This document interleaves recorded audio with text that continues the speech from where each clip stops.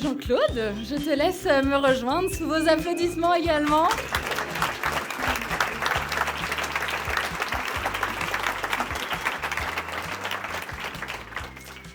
Alors, Jean-Claude Galota, oui, tu es avec nous ce soir, chorégraphe et danseur de renommée internationale. Merci. Voilà.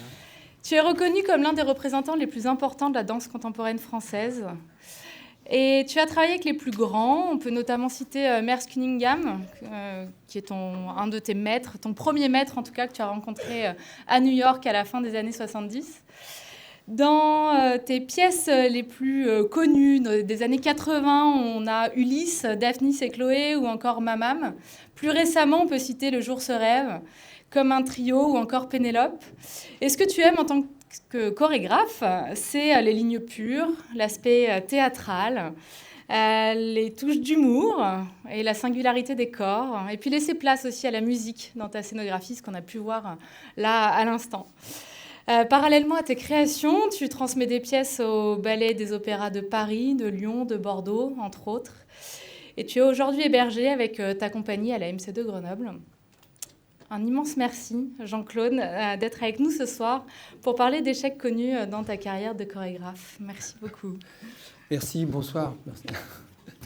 Après tous ces témoignages, voilà, c'est émouvant, hein, très émouvant d'entendre ces témoignages. Voilà. Donc, j'espère qu'on a amené un peu de fraîcheur, voilà, un peu d'espoir avec la danse, voilà, ces deux filles sur le petit plateau. Voilà. Alors justement, ce soir, on a parlé d'échecs dans le monde du sport, dans le monde de l'entrepreneuriat. Finalement, dans cet univers de la danse qui peut-être est un peu à la croisée des chemins entre l'art et le sport, comment est-ce qu'on conçoit l'échec ? Alors, c'est vrai que en tant qu'artiste, créateur, on fait une création par an ou tous les 2 ans. Et en fait, chaque fois, c'est un pari. On ne sait pas si la création va fonctionner, va marcher sur le public, sur les critiques, ou si ça va être un grand succès. Donc, nous, on ne dit pas échec, on dit flop. Voilà. C'est un flop ou c'est un succès. Et donc, on est constamment avec cette idée-là, et dès le départ, en fait. Et je dirais presque, contrairement aux sportifs, c'est qu'on n'a pas de chiffres, de numéros. En fait, c'est purement émotionnel. C'est la réaction du public, ça va être la réaction d'un critique qui n'aime pas ce que j'ai fait. Donc on est vraiment... c'est l'aléatoire total.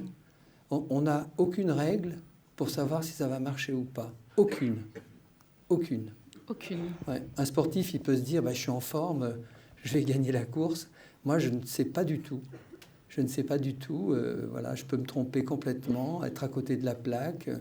Voilà, même si je vois ce que je fais, je me dis, c'est pas mal. Mais je ne sais pas si le public va aimer. Absolument pas.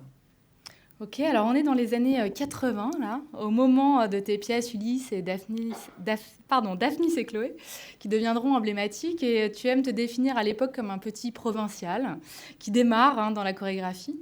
Et puis tu reçois une invitation assez incroyable à ce moment-là. Est-ce que tu peux nous en parler ? Et oui, alors, donc on est dans les années 80. L'Opéra de Paris est en crise et il vise quelqu'un de très très important. Et là arrive Rodolphe Nureyev. Alors je ne sais pas si on le connaît encore, oui, voilà. Enfin, ceux qui ne le connaissent pas, allez voir sa vie, c'est incroyable. C'est, à l'époque, le plus grand danseur du monde. Et donc l'Opéra de Paris attrape Rodolphe Nureyev, il aime bien Paris, il se dit pourquoi pas, et il devient directeur de l'Opéra de Paris. Et à ce moment-là, il aime bien les choses aventureuses. Et donc, il entend parler de ce petit provincial grenoblois. Et ça lui donne envie de le rencontrer. Donc, il vient voir un spectacle.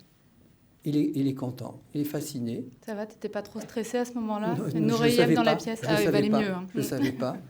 Et du coup, il m'invite pour faire un grand ballet à l'Opéra de Paris. Et moi, je me dis, ça y est, c'est ma carrière qui commence.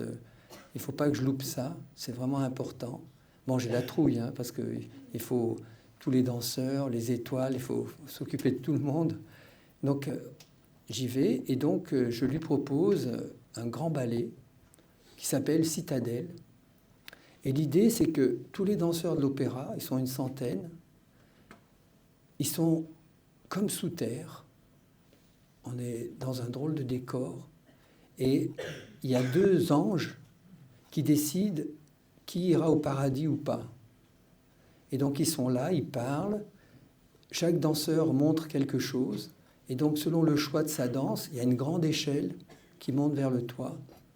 Il y en a un qui monte, et puis un autre. Et pendant ce temps, les autres dansent. Et ça, c'est la première partie.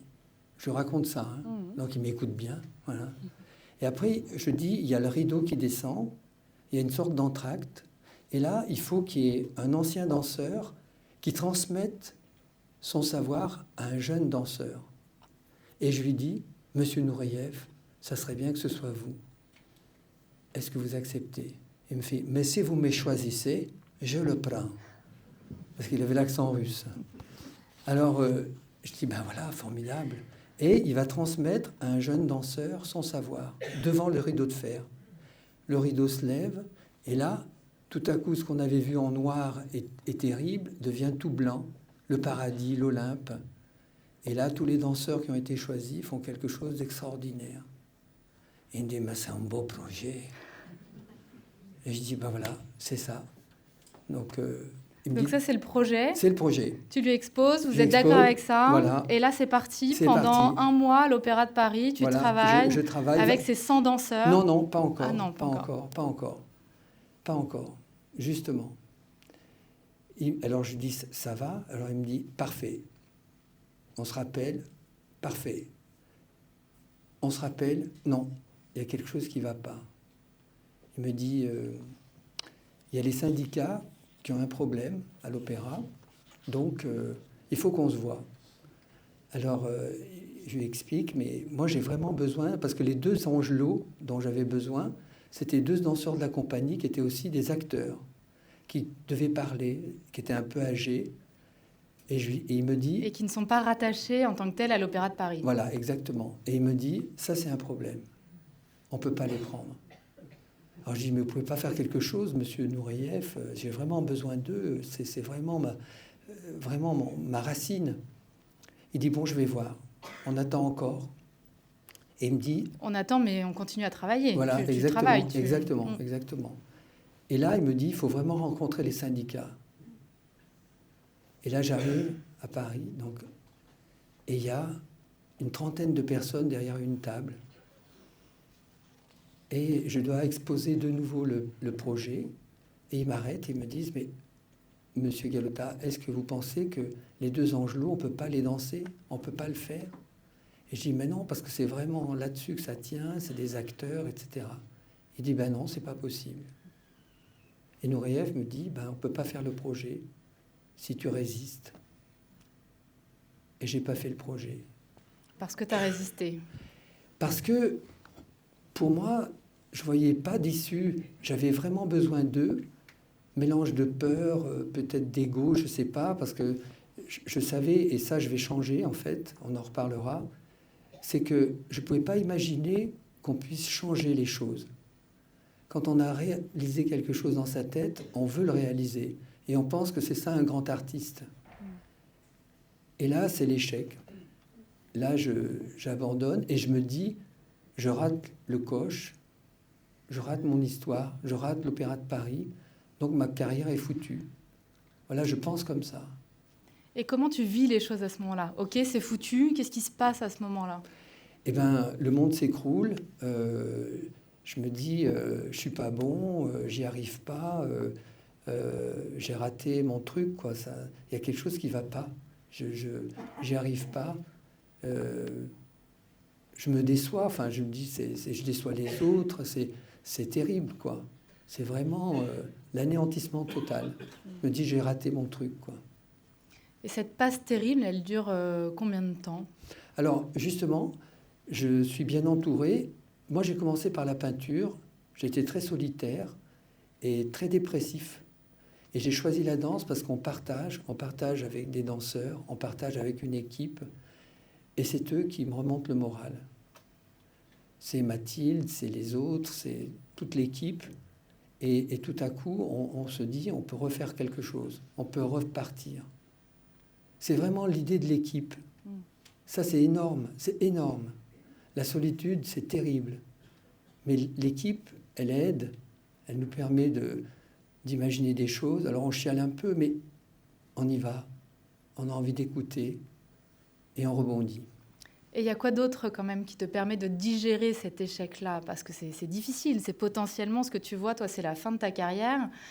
Comment tu digères autrement que grâce à l'équipe? Ben, c'est vraiment ça. Un jour, j'ai vu un film sur les carrières de danseurs et quelqu'un arrive en pleurant parce qu'il a raté sa danse. Et le professeur, il regarde comme ça et il y a une barre qui est là et il fait juste... Voilà, c'est le travail.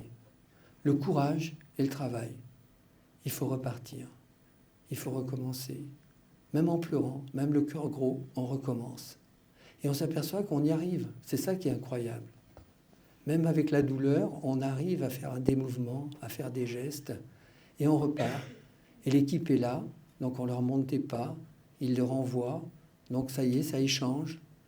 Et quelque chose naît. Dès qu'il y a une naissance, un geste que quelqu'un reprend, ça y est, ça repousse, et on continue. Donc effectivement, un spoiler alerte, vu la carrière qu'a eu Jean-Claude, vous imaginez bien que ça ne s'est pas arrêté à ce Citadelle raté, du coup. Donc tu concrétises un autre ballet pour l'Opéra de Paris ensuite. Est-ce que tu peux nous en dire un peu plus? Oui, alors après, il y a eu un Ulysse qui a aussi raté. Donc ça, un deuxième échec. Un deuxième échec. Tu peux nous en dire un peu plus si tu veux. Oui, en fait, je devais faire un Ulysse et puis un ballet en plus avec un solo avec une personnalité importante. Et je dis au directeur de l'opéra, qui n'est plus Rodolphe Nureyev à l'époque, et je lui dis, mais qu'est-ce qu'il faut? Quelqu'un de très important. Et je dis, mais comme qui, par exemple? Comme Marlon Brando, je dis. Voilà. Et je dis, mais Marlon Brando quand même. Et il me dit, alors qu'est-ce qu'on peut faire là? Je dis Fellini. Federico Fellini, vous le connaissez encore? Bon, ça va alors. Non, parce que maintenant je parle aux jeunes, ils ne savent plus. Hein. Voilà, donc Fellini. Alors là, le directeur de l'opéra me dit, ah mais c'est formidable, parce que Fellini, pour nous, c'est le plus grand metteur en scène d'opéra. Donc Jean-Claude, on va y aller ensemble, on va aller voir Fellini. Toi, tu lui proposes le spectacle, et moi, je lui propose de faire un opéra. Et nous voilà partis pour Rome. Voilà, donc on y va. Et je rencontre Fellini. Et je commence, donc c'est moi qui commence, et je lui explique, tremblant, le ballet. Et là, il me regarde et puis il me dit, est-ce que vous avez pensé à quelqu'un d'autre si je ne le fais pas? Alors moi, je dis, pour être tenace et fier, je dis, oui, Marlon Brando. Il me regarde, puis il fait, ah, la gaffe.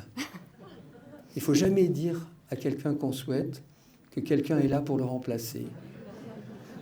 Voilà, donc une petite claque, va te coucher. Donc là, tout penaud, bon, je me mets à place. Et après, c'est au directeur de l'Opéra de Paris, donc il refait et Fellini le regarde, dit, écoutez, franchement, pour mettre un projecteur à gauche et un projecteur à droite, vous n'avez pas besoin de moi, en fait. C'est que pour lui, le metteur en scène d'opéra se résumait à ça, parce qu'il y a les chanteurs, le chef d'orchestre. Donc, deuxième claque, voilà. Et on est repartis, tous les deux, sans rien. Et le projet s'est pas fait. Du coup, il a été viré. Moi, j'ai arrêté. Et du coup, c'est resté comme ça, suspendu. Donc, décidément, l'Opéra de Paris te boude. Ouais, j'y arrive pas. Et heureusement, une femme arrive, Brigitte Lefebvre, et là, elle a su tout ce qui s'était passé. Et là, elle me dit, Jean-Claude, tu peux faire les variations d'Ulysse avec Patrick Dupont, Pietra Gala. Voilà, et là, ça a été un grand succès. Ouf Voilà. Il est là. Ouais. Enfin, effectivement. Alors finalement, avec le recul aujourd'hui, c'est une sacrée réussite. Mais si on revient un petit peu sur les deux échecs d'avant, quels sont les ingrédients qui font que ça plante?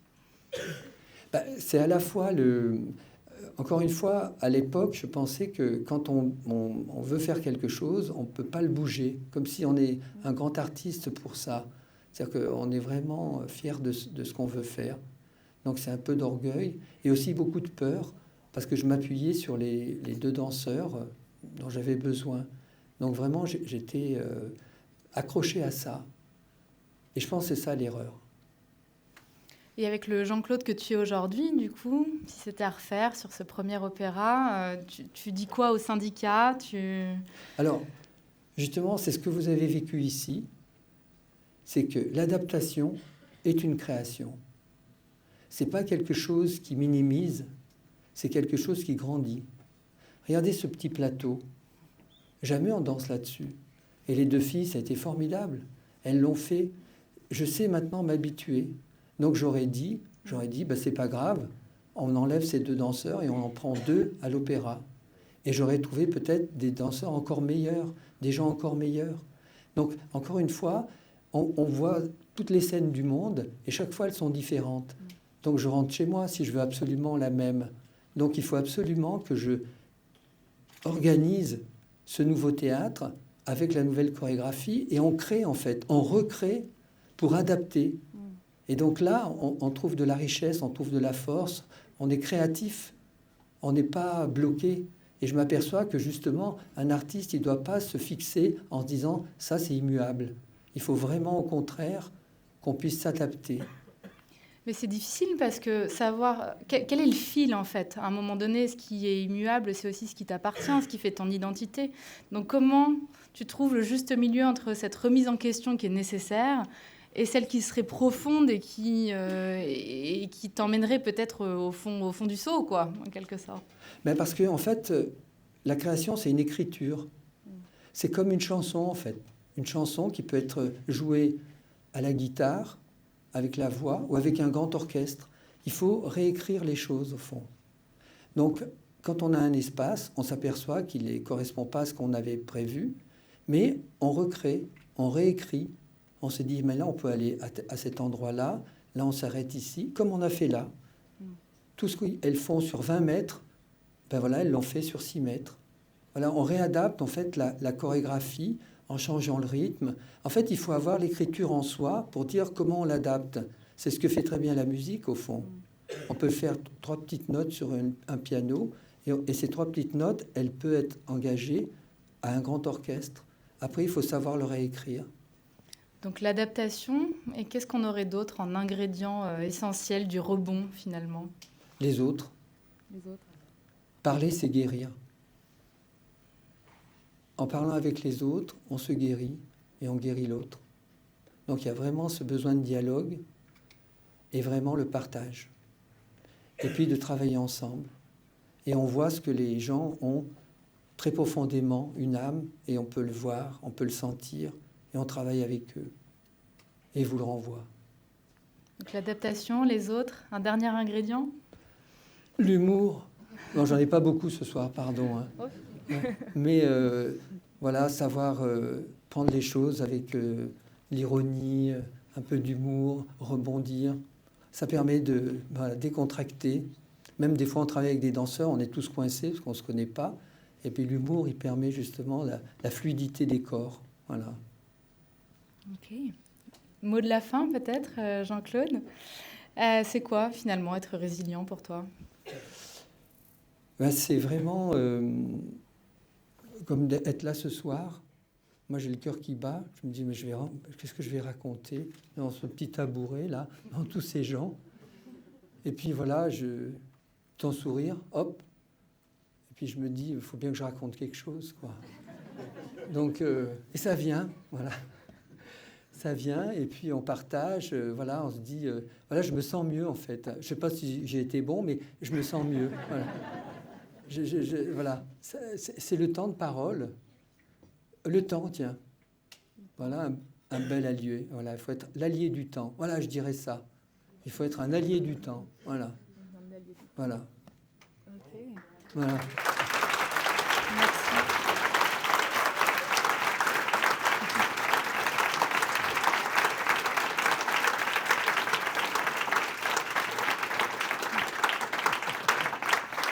Un immense merci Jean-Claude. Voilà, Je suis très touchée de ton témoignage. Ouais, merci beaucoup. Merci, super. Merci. Hein, voilà.